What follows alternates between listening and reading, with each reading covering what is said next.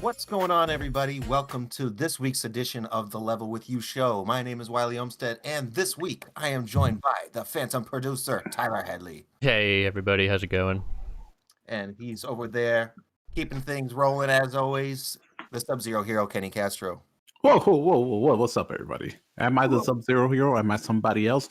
You'll never know. Stay tuned for next time's Project Winter. He's a tricky And you guy. can see half his face, but he's all there. I'm here. Anthony Duarte, the Duartistic one. Hey, what's up? Alrighty, so if you didn't know, this is a weekly video game podcast where we all get together and talk about, you guessed it, video games. We also have Let's Plays up on our channel that you should definitely be checking out. We will have a Cyber Shadow review coming sometime later on this week. And yeah, we'll be streaming on Twitch sometimes, everything like that. You can listen to the show later on podcast services. If you want to join our Discord and chat with us regularly, squad up, play some games like the guys did with Project Winter this past week. There is information on how to do that in the video description below. Okay, guys, it's been a week, and it snowed like 3 more times since our Celebrating Snow episode. We snowed brought all it. day today. It's a regular winter wonderland out there. You guys have to shovel. How are you dealing? I was putting it off.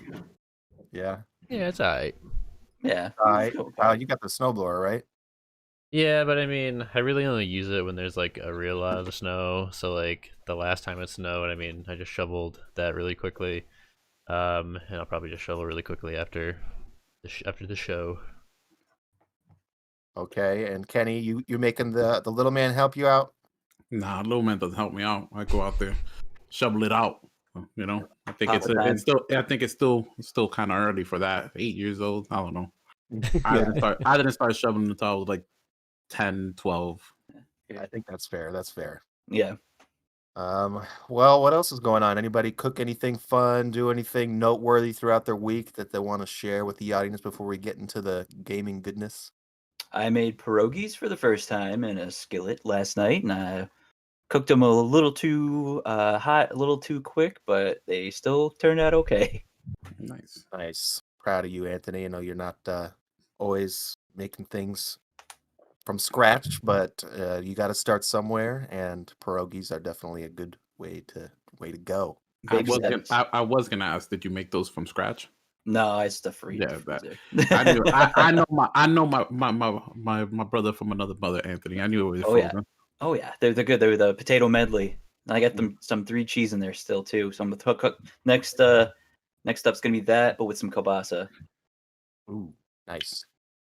Well, I'm pretty excited about this blackened salmon recipe that I'm going to be whipping up after the show. Ooh. Found Okay. a Sounds really nice, good. nice new YouTuber who, what's his name? Mr. Make It Happen. And he seems like he's got some Mr. really good Make It stuff. Happen. So, yeah, I'd recommend checking his stuff out, as well as Not Another Cooking Show, which has changed my life as far as my Italian cooking skills. And I recommend my boy Benji with Babish. We hang out in New York all the time. Yeah, he's. I think everybody knows Babish at this point. He's gotten to a level that most of the other guys just aren't quite there yet. I know Pro Home Cooks is pretty damn popular as well. There's Sorted. Those are some of the big boy cooking channels. But I think it's a great way to learn how to cook. You really get, especially for the people that take extra time to say, make sure you don't do this. Make sure you're, turning the heat off at this point. And they're just a little more detailed than a lot of the stuff from like Gordon Ramsay, which is fine, but I think that he kind of glosses over a lot of the nitty gritty stuff and is just sort of like salt, pepper, hit it, a little bit of olive oil, and it just doesn't fully. I don't know. He's great. I love Gordon for his many different shows and a lot of his instructional stuff, but I think that some of the other guys are a little better with actually learning. Yeah, maybe he's setting you up. He doesn't give you all the details, so he can set you up to be like, that's bad. I was gonna say home run, but that's not a cooking term. I do get the Facebook ad for his masterclass, which does look like he gets pretty detailed. You guys get advertisements for masterclass? I Mm-mm. do. Yeah, sometimes. It's not, I'd consider it. I mean, it's $15 a month for the whole year, and does that give you access to everything? I don't know. To like any masterclass that you want. I think so. I I thought think you that had to pay for like individual masterclasses. Maybe they changed up their pricing format. I don't know. I'm not sure. Look into it. That wouldn't surprise me if they did. Well, we've all been playing some more Cyber Shadow. We'll talk about the ending of that and how me and Kenny have been struggling mightily with it. I eventually reached the summit. I don't know if you've gotten there yet. I've beaten the second boss. The second boss? Okay, so you are definitely well on your way. That spider guy was, I thought, kind of one of the weaker ones in the game, but It was just slightly annoying. That was it. yeah, not too bad though. Did you destroy all his eyes before killing him? I can't recall. I can't recall. Yeah, you I would have cannot gotten an tell them achievement if you did. Yeah, it pops an achievement if you did. Oh, really? Yeah, that game has some really neat feats / achievements where you have to do things a really particular way. Like it means that I'll never get the platinum trophy or the 1,000 gamer score. But one that I got by accident was against that Cybertron or whatever, the first boss of the last chapter, and you have to pogo stick on his head 10 times in a row, and felt pretty happy about that. Nice. Nice. So you all been playing this game, which from the description alone gives you major Among Us vibes. It's called Project Winter. It came out last year, and it seemed like it had a bit of a lukewarm reception. And now that it's out on Game Pass, it's been given maybe a new second chance lease on life. It seemed like there were quite a few lobbies I could join when I was browsing before we did play for a little bit last night. But I just played one game and kind of bounced because I wanted to watch The Sopranos and I didn't want to learn a new game at that time. So my bad for that. But you guys have been playing it quite a bit. Kenny, I know you got like a dope looking skin and everything. So I think you've really taken to it. Why don't you tell me? Yeah, he has. What's taking up to lying and betraying his friends who trust him. When you follow Kenny, I don't know how to play the game. I played one match before. And he's like, it's okay, come on. So he's gonna go take a bunker, and I'm following him, and then he turns around and goes, what? What? And then I'm dead. Yeah. I'm just a spooky ghost for 30 minutes. It's not fun. It's not a fun game. Yeah, Wiley, where did you want me to start? I want you to start with what type of game is it? Is it worth checking out? Do you need friends to play it with? What's the art style? I would say so. I'll start off. So it definitely is, in line with the Among Us of whatever genre you would call that, the multiplayer trader betrayer, trader group, survivor trader scenario. Yeah. So you get, out of 8 players, 2 of them are traders, and when you're playing in a normal map, when we first tried to start you off, we started you off in a basic map, so there was no roles. But when you get into the normal map, then you get get roles. You got somebody who's an identity theft, so he's not on either person's side. He can actually theoretically take a trader's role and become a trader after a trader's been killed. So I actually enjoy this right now more than I did Among Us, because Among Us, once you ran into the person who was the killer, the trader, they killed you. Like there was no way to fight back. Here, they gives the survivor a chance. You can fight back. You could try and run away. It's not an instant. They can't instant drop you. And everybody's fighting against the same elements. So are the killers. So are you. You're in this mountain summit where you're trying to escape, and you got periodic blizzards. Sometimes you get. I like what I do like in between all of this. It has global events, and it gives it like a nice little balance, right? One global event works in the favor of the killers, where it turns everybody into like these bunny costumes, and then it doesn't display anybody's name. So at that point in time, the killer can take advantage that nobody knows who he is, and he could just start attacking people and trying to kill people at that point. Okay. Well, then it also has a mechanic where if you find the dead body, you could switch clothes with them and assume their gamer tag above your head. That's what happened to me last night. I had people blaming me. Yep. He was just like, I was like, guys, it's my first game. I'm not that good. Like, lay it off. Well, of course, it turned out to be Kenny, who was playing everybody the whole time. Saying shit like, where am I going? North, south? I can't find you guys. I have been pretty good lately with my lying and just deceiving. As Anthony said, I took advantage of Anthony's trust in me. I Mhm. led him out into the woods, and I took advantage, chopped him down. Um, Tyler's also pretty good at being a traitor. There was one moment that he was a little. We kind of set a trap for him, and we sprung it on him. Where we fixed one of the because so here instead of everybody having individual objectives like in Among Us, it's global objectives, right? Repair this power station together. So we could start repairing the power station and putting the items we need in it. The trader could come in and take those items out and run away with it. Tyler was doing that. He was nonstop just sabotaging others, either planting poison bombs and also taking out items when we were trying to put items in. So at the end, we were like, you know what, we're most likely not going to survive this. Let's spring a trap on the trader. Let's fix the power station and hide behind the building and set ourselves up somewhere where it hides our gamer tags and Mhm. see who comes. Because if somebody comes to enter here, there's no point in it because it's repaired. So if they're coming to sabotage it. We saw Tyler roll up and we instantly hopped on voice chat. We're like, we sprung the trap on you, Tyler. Come here.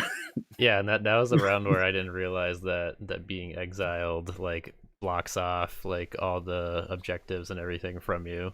So like I couldn't even get in there even if I wanted to because I was already exiled. Yep. Ah, So it was one of those things we were like, okay, I found that out as well when he couldn't enter.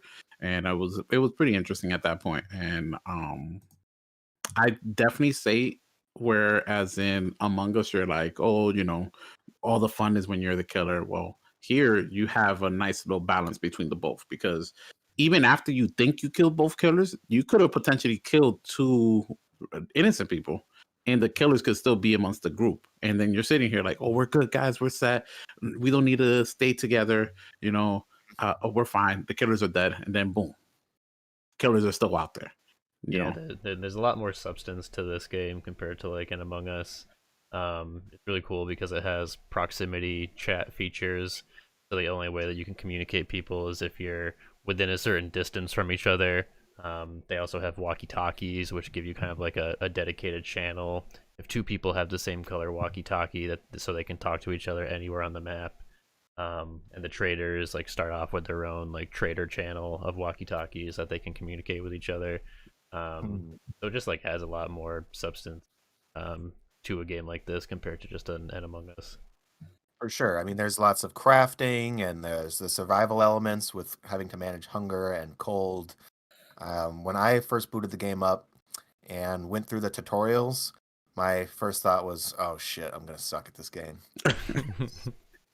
Everybody starts off being horrible at the game. Yeah, It like the takes a couple matches then.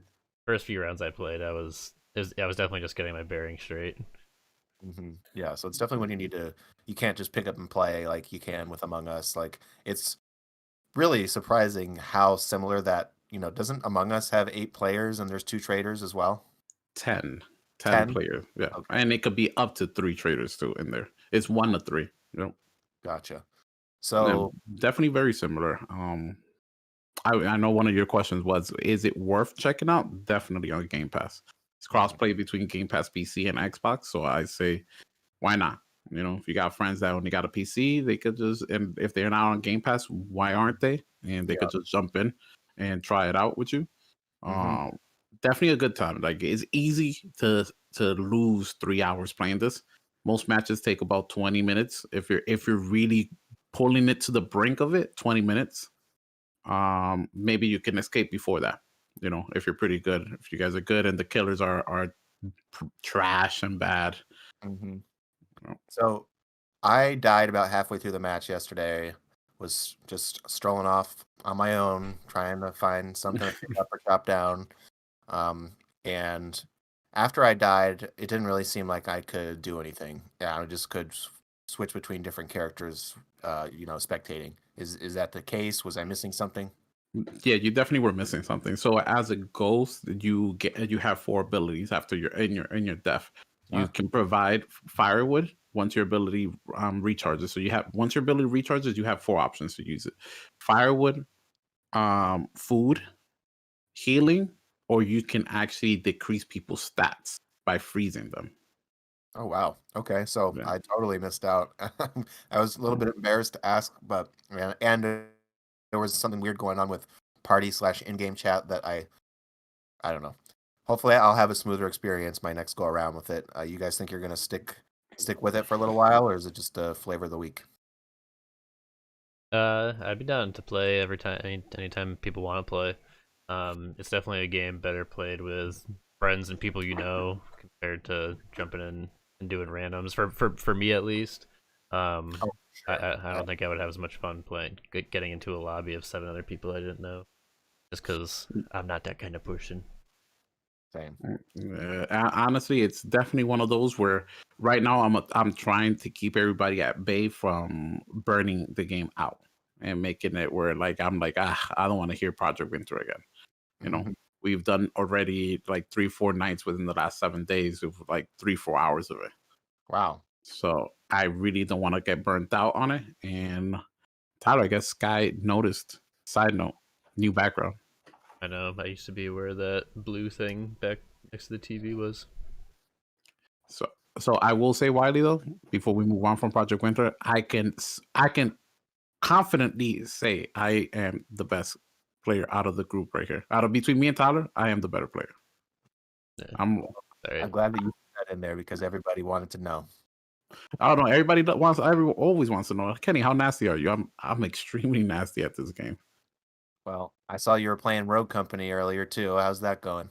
Oh From man. I know we've already talked about it a lot on the show, but Well, I'm happy that Adobo from the chat from the Discord server is jumping on with me. He's extremely good at it, and we are now dabbling into ranked. I've been always kind of flirting with the idea of going with the ranked matches, but I Mhm. need somebody else. I need the Shaq to my Kobe. Okay. I can't play with Adobo no more after he after he yelled at me that one time. What game was that during or playing? It was also Rogue Company. We were playing Rogue Oh. Company one time with Adobo, and I can't remember him and somebody else we were playing with. We just started like screaming at each other. Yeah. Get too Some excited. folks can get intense. Me and Tyler are pretty. Well, Tyler, you can get a little more agitated than I do. You see, like Tyler got flustered that day. Yeah, I did. Rocket League Tyler came out. So why don't we talk a little bit about Cyber Shadow? We talked about it a good deal last week, and I feel like Kenny and I were halfway through the game. Tyler had already finished it. And I think one of the things I said was, Tyler, does this get more difficult later on? He was like, oh, yeah, platforming gets a little more difficult.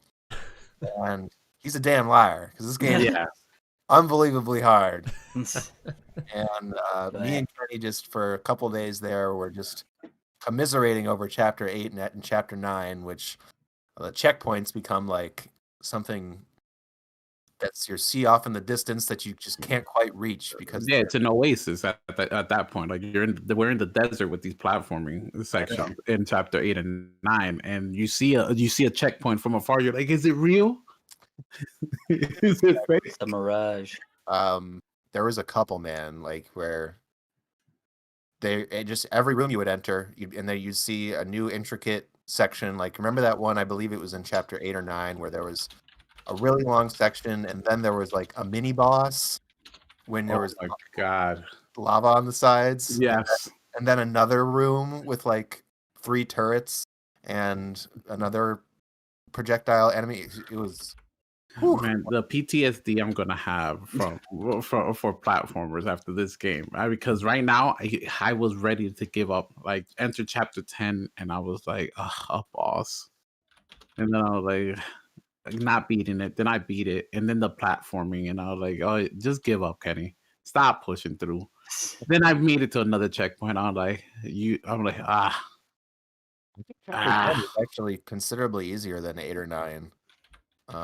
That's just my personal opinion, but I didn't think it was too bad as far as the platforming goes. There is one last section. I don't know if you've gotten to it yet, where you got to just keep jumping up and up and up that leads up to the last boss, which is, I don't know. Yeah, I guess if you would have been at the boss by now if you had done that section. how many bosses are there in chapter 10? There's only 3. There's the first 2, and then there's the final one. So then the next one you gotta start going up, right? So then you're like just consistently going up and like doing the down smash and then jumping after the down smash to reach higher. I am hating that part right now. that part, okay, well that's the last part of the game. Oh my god, thank God. I need you know what it is? What I've been doing is in doses. I give myself 5 attempts at making it to the next checkpoint, and if I don't, I shut it off. That's a great way to do it. And then I come back, 5 attempts, shut it off. So I'm curious, how have you done as far as finding HP and SP upgrades? For the most part, I think with the SP upgrades, I think I've gotten 3 out of the 8, is it? I think there's And and I actually only got 3 as well. okay, I so I got 3 out of 2 or those. 3 of them. I got all the HP ones. Oh, nice. I missed some of Yeah. those. I missed some initially, but then I went back and played the first. Like I traveled all the way back to chapter 1, played all the way through chapter 6 in like 2 hours, and found them all. Wow. So that was a big, and literally finding those increased my health by 3 little dots, and getting hit by 1 projectile from the last boss does 3 dots of damage. Oh, But I would have died. I would have died if I didn't, because I only had 2 when I finally beat him. So it was worth the backtracking. But anyway, I will have we will have, Tyler's working on the video portion. I just sent him the audio for the official Level With You review. So keep an eye out for that sometime later on this week, I would assume. And Tyler, you played through a new indie platformer, pretty different art style than Cyber Shadow, called Olia. It Yep. kind of looks like Sword and Sorcery. If anybody used to play that game back on iPad back in the day, it was like right when iPad first came. Okay, similar art style, but what do you think of this 2D? I thought it was pretty good. I mean, it's got a little bit of a story and narrative to it that you're able to follow. I mean, you play as this character, Lord. Starts with an F. I can't remember it now. Farquaad. I played the first half hour and then decided that I have to finish Cyber Shadow. Forgot about it until now, but I am going to go back.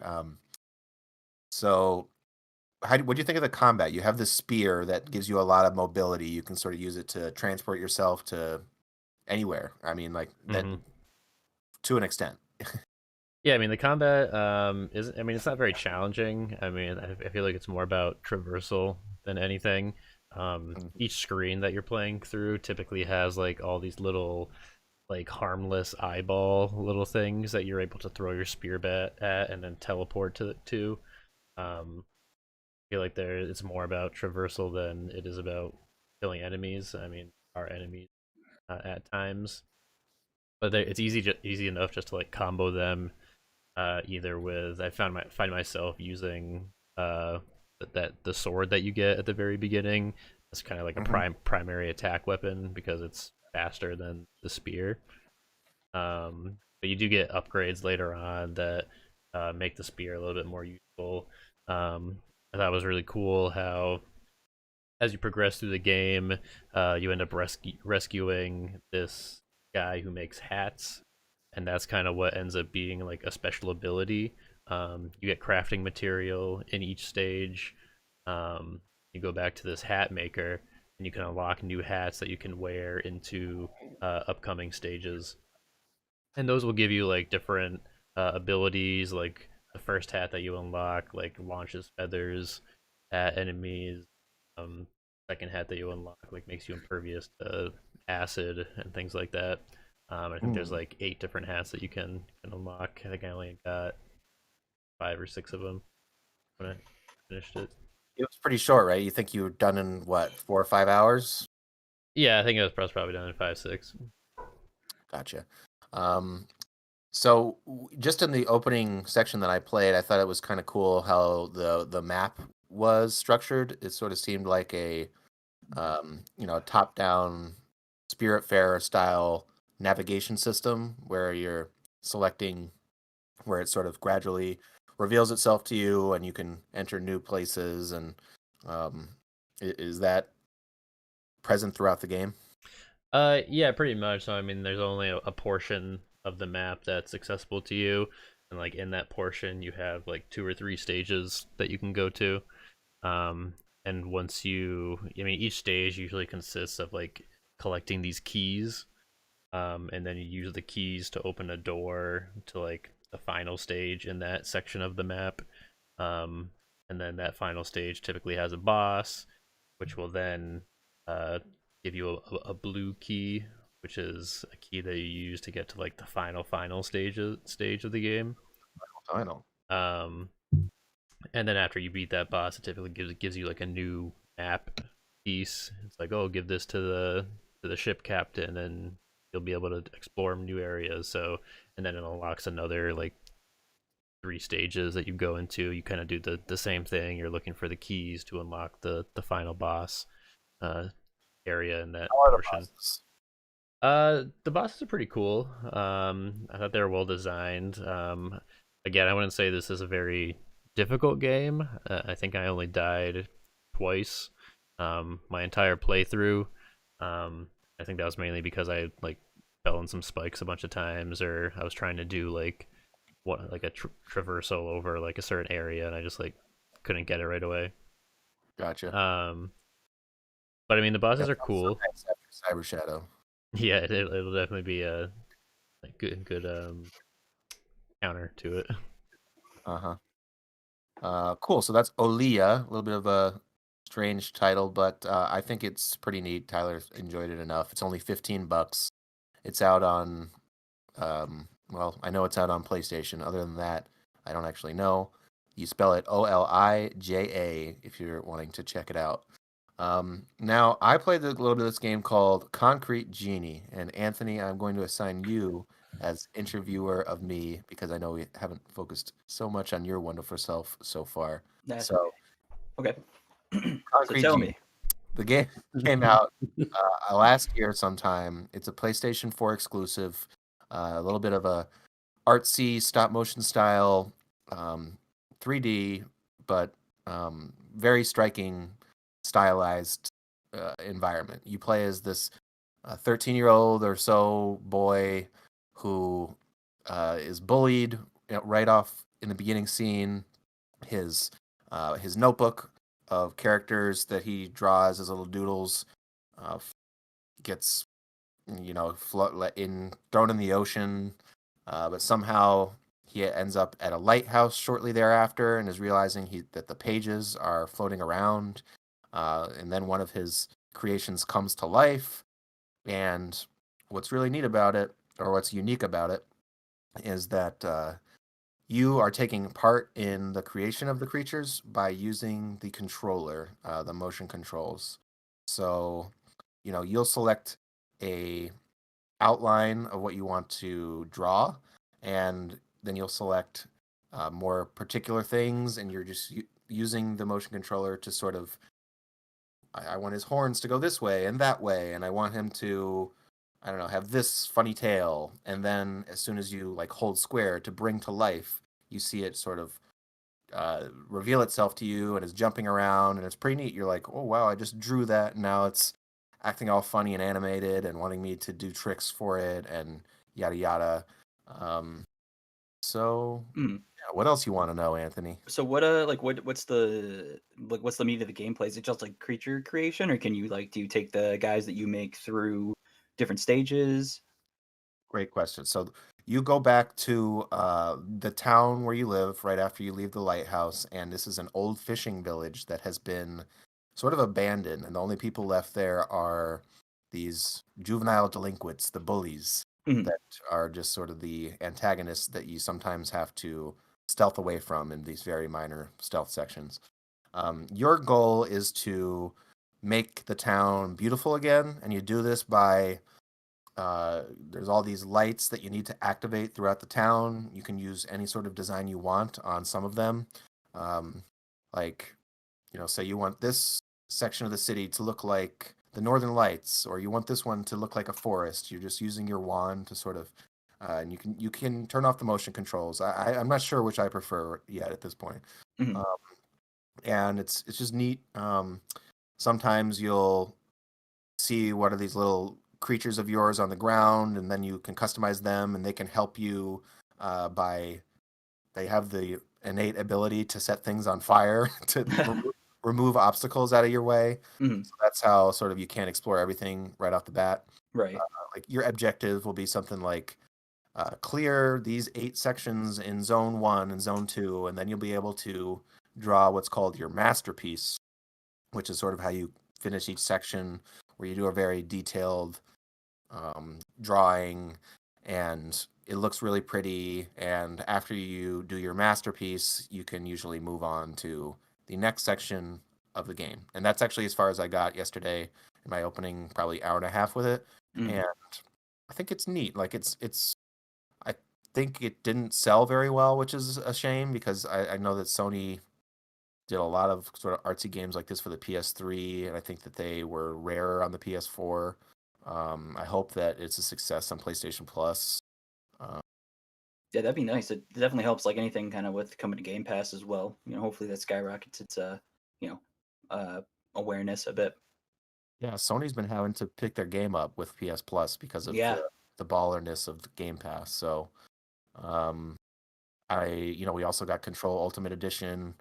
Sucks for the people that bought it recently, but it's that's a hell of a game, and That's the other free PS Plus this month. yeah, that's the other one. So anyway, hope that this gives people the opportunity to check it out. Well, it does, but I hope people take the opportunity. So let's see what else we got. Anthony, you've been messing around with your Game Boy Advance emulator. Anything you want to touch on as far as what you've been doing? It's definitely a lot.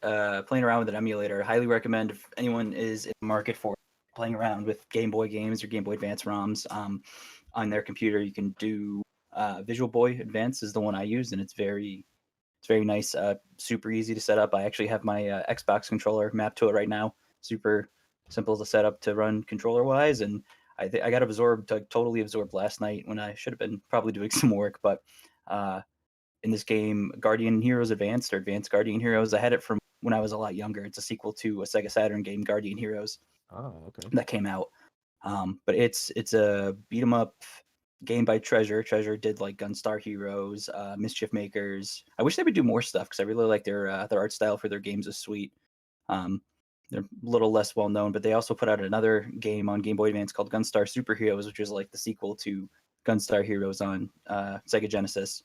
Oh, okay. But yeah, Guardian Heroes Advance. I remember I grew up with it. I had it on Game Boy. I remember it being hard, but like going back and playing it, I sat down and I beat the story mode in one sitting last night of just like again and again. There's a bunch of save scumming. Thankfully, it made it a lot easier because if you die in one part, it usually throws you all the way back to the beginning of the stage, and the stage is just like wave after wave after wave of enemies, a boss, mid boss. Like it's not uncommon to get thrown like in one level, like maybe 5-6 bosses. I'm just checking out screenshots of it. It looks like a pretty cool art style, that Game Boy Advance. I don't know, ness that you don't see too much. I was surprised with a lot of the stuff. You could definitely tell even with an emulator is slow down still because they throw like 8-9 enemies at you on screen at once, and you're just sitting there trying to like bounce through all of them. Or like you have if you hold R and press the B button, because there's only A, B on the Game Boy Advance, and then R and L start and select. If you hold R and press B, you usually get a little magic, and depending on your character, you can shuffle through like 4 or 5 different sets of magic, and they all kind of do different abilities. There's one that's like a homing little like fireball you can shoot. At least the character I was playing, you could like shoots the fireball and then it like comes back in and out, hitting people. There's one where you can like sit there and charge up and then you shoot, and it's just this big laser beam that'll hit multiple times. Yeah. Well, it looks like it had pretty mixed reviews when it came out in 2004. Yeah. Nintendo Power said, although it contains RPG elements, Advanced Guardian Heroes is really an action game that requires fast reflexes and arcade-style fighting skills. And then we had G4, and sorry if this offends you, but if they said it's simply an awful game and isn't deserving of your time or money. Ooh, that's rough. Wow. That one hit hard. Holy crap. I thought it was fun. I mean, I've had it since I was growing up, so it's probably nostalgia too. I couldn't recommend it more than an emulator. If you have the ROM, you can go through story mode. It's 2-player. Surprisingly, for a Game Boy Advance game, it supports 2 players. You got that link cable though. You gotta have the Mhm. link cable. Yeah, it's hard though. It was very rough, but it was a fun time. I can't believe because it sucked me in. It had me wanting to beat it because I was like, I don't remember if I beat it or not when I was younger. Because it gives you when you've died, you get this opportunity, or like some dude pops up on the top screen and is like, "Hey, I'm the guy who rules everything. If you want to give me your soul, I can give you an invincible body for a little bit." And the default option is like, "No, I'll never sell my soul," which is what you're supposed to choose. So you can go back, restart the level, but they give you an option to do that, so you just become invincible and like super powered up for a little bit, but then you just die. Oof. So Well, it was fun. it's a deep cut, advanced. What's it called? Guardian Heroes Advanced. Mhm. Or Advanced Guardian Heroes. I'm not sure which. I'm not sure where the advance comes first. So I just want to briefly mention that I played some Halo 3 ODST, and I just don't get why people seem to like that game because it's just Halo, but there's a little map, and you're and you're weak. But anyway, I'm gonna give it That another sucks. shot. I didn't like it when I was a kid. I booted up Master Chief Collection, played the first 4 levels, and it's just seems like the weakest of the bunch to me. But that's just my personal opinion, neither here nor there. All right, now we're going to move into our topic of the show this week, which is difficulty, inspired by Kenny and I's struggles with Cyber Shadow, and Tyler's not so much. We want to talk about what makes a game too hard, too easy. What's the right middle section? Do we think that developers have responsibilities to add accessibility options in games, etc., etc.? So, why don't we start off with a general question? What's the genre that we think that we're really good at, if any? I think I'm pretty good at most platformers. Mm-hmm. Most 2D platformers. Yes, definitely most 2D platformers. But So, I mean, it really depends. Like you go to like old school like Mega Man like platformers, like Oh, I struggle with like the original Mega Mans. dude, Mega Man 2 is so hard. At least the Wily stage. The game's decent until you get to a point, but once you get that Wily stage, the stupid dragon, that's you got to beat at the end. Oh man. that's hmm where I got. I got to the Wily stage in Mega Man 2. That's the only Yep. one that I've ever gotten to the last boss. They're so hard. The Wily It's so stages hard. are rough. Yellow Devil. I don't know if the Yellow Devil's, but Yeah, I mean, so okay, platformers for Tyler, Kenny. What's the first thing that comes to your mind? First thing, because I'm cocky, I wanted to say everything, but then that's not true because I suck at any game developed by From Software. it's okay. Me And too. to the platformers. So, and I would say over encompassing, you take out those 2 guys, kick them out of the party, and then everybody can stay. And I'm good at everything else. Pick one, So, Kenny. I was gonna say, If I gotta pick one, Tyler, sports games. Oh, I was gonna say sports. That's my favorite. You guys know that. I'm so good at NBA 2K, 2C, okay, so 2C12. Anthony, we know the answer for you. It's JRPGs. You're on that grind all the time. Always. Me myself, it's kind of hard to pick just one. I don't think there's any that I really super excel at. I would say 3D platformers, but then Crash 4 came out, and That's it just hard. shattered all my confidence as far as that goes. Um, Pretty good at console first person shooters. Nothing special, but anyway, I guess the real crux of what I want to talk about is where do we like games to fall as far as difficulty goes, and does it depend on the genre, our moods? Like I'd say moods definitely is a big factor. I mean, I thought Cyber Shadow was like a really good game for me. I enjoyed the difficulty level of it. Um, there were definitely times where I needed to learn how to progress through certain levels, and I was fine with kind of dying the amount of times that I did. Mhm.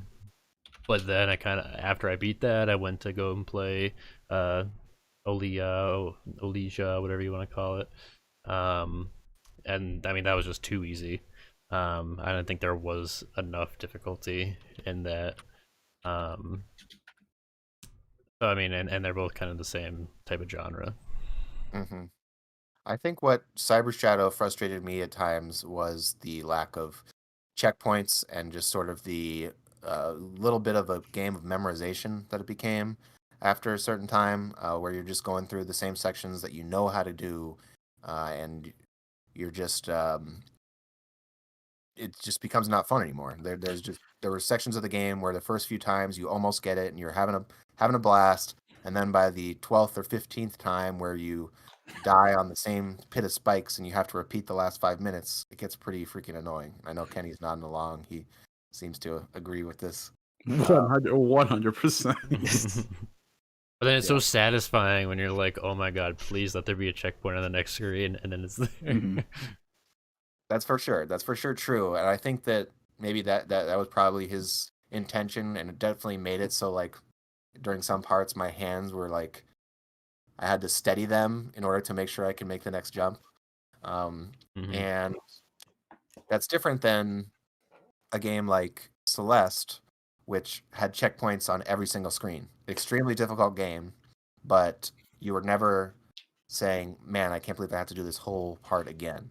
And I, at times, was like, "Man, they could make this game even harder, Cyber Shadow, if they were to respect the player's time a little bit and put a checkpoint, maybe not of every screen, but just a little bit more often, so you're not repeating the same sections." So I think that with all there is to play these days, games that go out of their way to sort of make things more difficult or sort of there's a term artificial difficulty where I think you could you throw Cyber Shadow in that category at times. Like I still very positive on the game. People will hear that when they hear the review. But so Kenny, why don't you tell me about your experiences with the FromSoft games? You said you struggle with those. You're good at everything else. Is it what is it about it? It's just I want to say just the difficulty of enemies, from minor enemies to bigger enemies. It tries to invoke patience in me that sometimes I just don't have, Hmm. or I'm too aggressive, or I see a window that's not really there, and as much as I could die 100 times, I don't grasp it. I don't grasp the fact that, what, just dodge left, or oh, watch this boss, because I know with the bosses you got to learn their attack patterns, right? Yep. And I feel as though, as much as I struggle in 2D platformers, right? Cyber Shadow, I was able to learn the attack patterns easier than I will ever learn a From Software boss's attack pattern. You know, Yeah. I feel as though sometimes, I may overthink things. I'm like, oh, I think he's doing this attack, and then he's not doing that attack, and then I'm like, what was the rotation again? And I'm in the moment. I even struggled with Dark Souls 3's first boss, which is like So did Taylor. supposed to be, like, hey, this is how you use the mechanics and get through this guy. Go play the real game. And no, it felt like I was playing the real game there, and I couldn't get through it. Yeah, I have to agree. I'm not. Those From Software tosses are just. I'd have to like psych myself up to get really good, or like at least feel like I'm decently good at the games, or like Mhm. can get past the first couple bosses. I think I'm not necessarily good at them. I think that I do have maybe the patience that's needed to let those encounters play out in the more methodical fashion that they're designed to. Um, it took me a lot to get over it. Tyler remembers back when Bloodborne came out when we were in college. I was hating the game, and I think I considered like returning it. Yep. Ah, Yeah, finally got through that first section, beat the first boss, and then I was hooked. And then I hell yeah. played all the FromSoft games that year, I think in 2016. 15 into 16. And I think that From Software sort of gets a pass just because people love the game so much and their art style is so impressive and the bosses are so intricately designed. But I do think that you could make an argument, and I understand the argument that these games should have an easy mode or an assist mode, something like that. But the counter argument is that the difficulty is the identity of those games. If you take away that, then it's sort of just it's not the artistic's vision. They want you to struggle, but that's really sort of like saying, well, this game's not for you to a large portion of the audience who's just either not going to be skilled enough, have the patience, have the time, and that's art, I guess. So that is the side for Dark Souls I land on. However, on the flip side of things, I do think it's great when developers think that it's totally fine to implement, vast accessibility options. And I was wondering if Kenny, as a colorblind person, how are colorblind modes for you, and do you use them? Are they good? You know what's funny is that I always forget that some games or most games might have these options, so I never look for them. So if you ever actually truly watch me playing a game where it might be teeter tottering and it might be entering my realm of what affects me with my color blindness, I will sit there and I'm like stressing the eyes instead of just pressing pause, looking for the colorblind. I think I turned on the Witcher 3's colorblind accessibility, right, for my specific one, or the one that I was like, okay, this one pops for me. 70% into the game. Damn. Yeah. So that's like hour 60. Yep. So I know that one that I heard them talk about on the Bombcast that made Jeff Gersman, who's colorblind, have a lot of trouble was Cuphead. Because of the colors of the pink and the blue. Yes, that is one I struggled with as well, because I was like, is that pink? Or I jump at one that I thought was pink real quickly, trying to gain my special by popping those. Yep. I'm wondering if at this point that they've patched it in, because I think that was I don't know, I'm still seeing threads. Does it have a colorblind mode? Does it have a colorblind mode? Where is it? I really wish it had one. So maybe not. Huh. But anyway, I do think it's neat when it's done right. I think that The Last of Us Part 2, the way that it's really, you could super customize the difficulty was great. Like you could make it so the stealth was easy, and that the combat was hard, or that the exploration was more pointing you in a certain direction or not. And I think that maybe Assassin's Creed Valhalla actually did a similar thing. Do you remember? Yeah, they did. I remember right when you start the game, you're able to select whether you want, like, how you want combat to be, how you want stealth to be, and I mean, it really kind of grinded down. Like if you wanted to play the game stealthily, you could select that you want the enemies to locate you easier, but you actually have to be stealthy and things like that. I know like Ghost of Tsushima also had like some similar accessibility options too. I don't think as in depth as Valhalla, but so I'm looking on PlayStation.com's accessibility options for Last of Us Part 2, and the nitty gritty that I get into here is far beyond even what I had mentioned. Like there are lots of different options for people who are hard of hearing, people who have difficulty seeing as well. So they really went the extra mile as far as that goes, and I think that's pretty neat, and they should be given props for it. I think that they have been. Where was I going with this?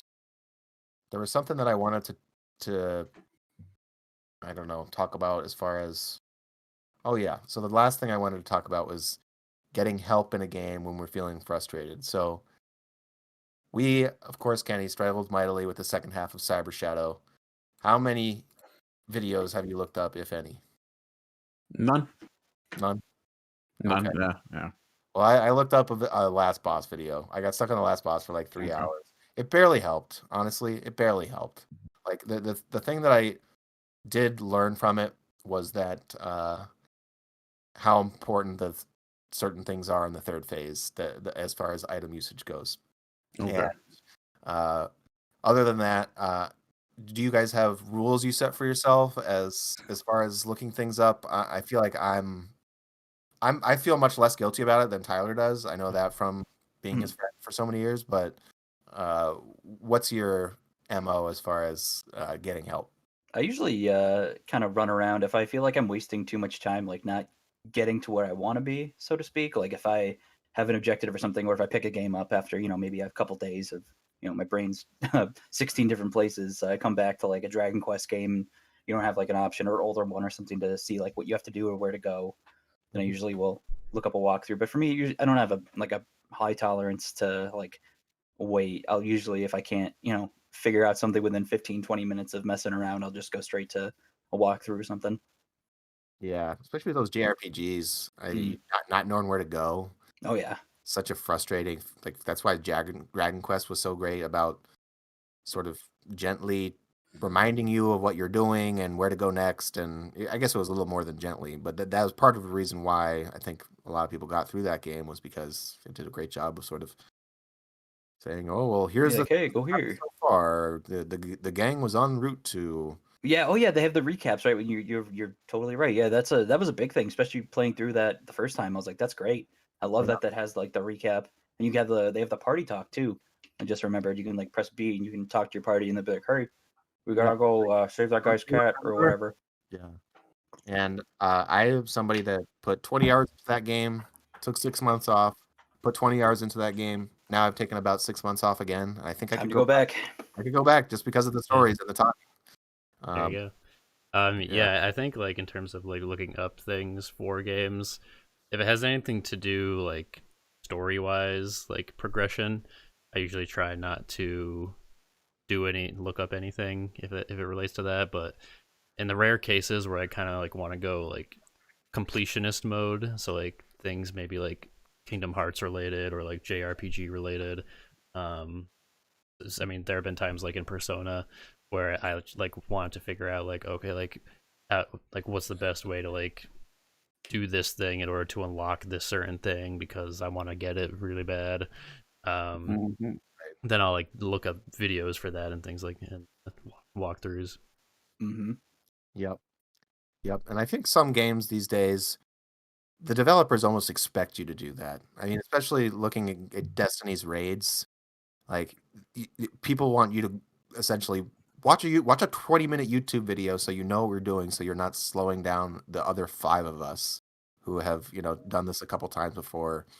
I know there's the great feelings of learning it all on your own, but some games these days, and the one that just sticks out to me most is Destiny, and it has such a big YouTube community because of all the secrets it has and all the difficult steps to getting the exotic quests and all the secrets and things of that nature, that the community feeling like they're discovering it on their own, but actually it's Dotto or whoever big Destiny streamer is doing it. I don't know. It creates this feeling of like mysteriousness that you're not able to figure it out in the game itself, that you actually have to find a resource, youtube.com, if you're looking for help. Yeah, outside. It's not, and thankfully we have the internet now, because I remember being like way back when, before I had access to the internet, getting stuck in a game. You were also a lot younger and your patience wasn't as high as it is now, and kind of just giving up and getting frustrated. Whereas now it's a lot more lenient with that. We can just, we have our phones, just access to the internet at any time. You had to buy the strategy guides. You had to. You did. Oof, no. Or It was call always, Nintendo. it would be GameFAQs.com for me, if anything. Oh Yeah. yeah, print it out. I definitely bought my fair share of strategy guides. Like way I back love in the day. strategy guides still. You- I love them. you know I'm what? so sad they're not around as much.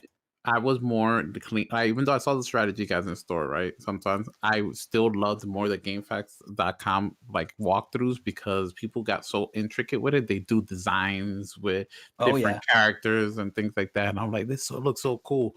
But then Go to also I'd have to Microsoft do the Paint. I gotta Yep. do the control F to just find Yeah. what I'm looking for, because I'm not trying to see the whole thing. I'm like, all right. For me, it was always that. I think I always shied away from looking anything up. Truly, it has to be a puzzle that I've really attempted to handle and I can't figure it out. Other than that, if it's to beat a boss, I tend to just tough it out and try and figure it out on my own. Yeah.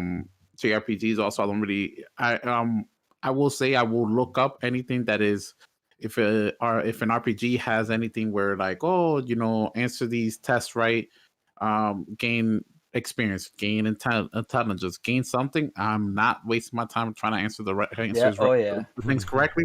Yeah. Looking You're up right the with answers. Yakuza. Right. Oh yeah. That's Yep. all. I followed that guide religiously for Yakuza. Yeah, was it you that sent it to me, or I sent it to Yeah. you, the Yakuza? I think you sent. We both were. That was cool because we were both like. That's why I like now. We have access to the internet. It's like, oh, if we're both into a game, you can be like, oh, hey, just in case you got here, like, it gave me a lot of trouble, and it's something. It's questions about real world stuff or something. Mhm. You can't just get straight out of the game. Exactly. So definitely in moments like that, Persona 5, Yakuza, use the quick article that has all the answers to it. I'm like, all right, perfect. Or even with Persona 5, I was like, I already beat this game. I'm playing Royal. I want to max out every interaction I encounter. So what's the best possible response per encounter? Boom. Had that strategy open on the computer. I'm like, all right, this interaction with this person, this is the third interaction. All right, what's the responses? All right, here, use this, do this one, do this one, do this one. Perfect. Maxed out the responses with them in that conversation. Not wasting any time trying to figure out, oh, how should I answer? Oh, I'm gonna role play it. No, let's max those things out and keep it pushing. Yep, especially in a 200+ hour game when you're like, oh, I'm not really gonna go through this again anytime soon. Right. That makes total sense. So as far as a completionist and maybe see all you can see, max out your stats, you guys are cool with. But as long as if it's gonna hurt your pride a little bit, you're gonna hold off. Avoid it. Yep. Avoiding if it's gonna hurt my pride. It's gonna make me feel like, damn, I really cheated my way through this. I'd rather cheese it in game. If I find the glitch and I'm in the glitch in the moment where if I spam this attack, I could take down the boss. I'd rather do that than to look up a guide on how to beat it. Well, yeah, that's always a great feeling when you find a way to cheese a boss on your own. That's how I felt with that boss when I was doing the pogo stick and got that achievement in Cyber Shadow. Nice. And you had mentioned GameFAQs, and that's one of those websites that I so appreciate that still looks how it did back when we were kids for the most part. Like, it is very similar. I just pulled it up. Yep. People- GameFAQs yeah. and Neopets look exactly the same. And Neopets. Yes, they do. They have not changed. Neopets are supposed to come back. I don't know what they did with that. People are Man, still- I recovered my account and everything after I was ready. All my guys were dead. I don't know what they did with it, but people are still making guides in the same fashion that they used to. They're even better now. They're easier to, find where you want to go. You used to have to scroll through these endless documents, and now they're got links to all the different sections. I think it's really cool that people actually enjoy doing this. It sounds like a huge drag to me, but yeah, no, for so- real, like putting together one of those guides. But yeah, for thank you for all those out there that want to take the time and effort and make a jillion long scrolling page on GameFAQs. I will say that when I first got into GameFAQs, right, and I was like, damn, AOL dial up. I don't know when I'm gonna get on next time to check out this guide if I need it. Let's print it. Yeah. Oh God. So much paper. I was like, why is so many pages? It's so bad. Mom's gonna get mad if she sees. She's gonna see a waste of paper. Mom, that's not a waste. It's not a waste of paper. I need to play the game. Over here covering the printer with like a sheet so it doesn't to muffle the Yep. sound. Just, yeah, those things are so loud. Yep. Because my mom was in her room and I was like, damn, this is too loud.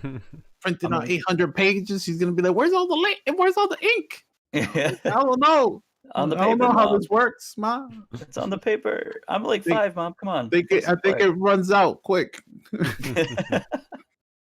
So, one cool thing about writing for GameFAQs is that you have the chance of getting noticed by IGN or some of the other big websites. I know that Colin Moriarty, who's formerly of Kind of Funny, now of Last Stand Media, got his start partially due to his Mega Man guides that are still up on GameFAQs. I'm reading one right now.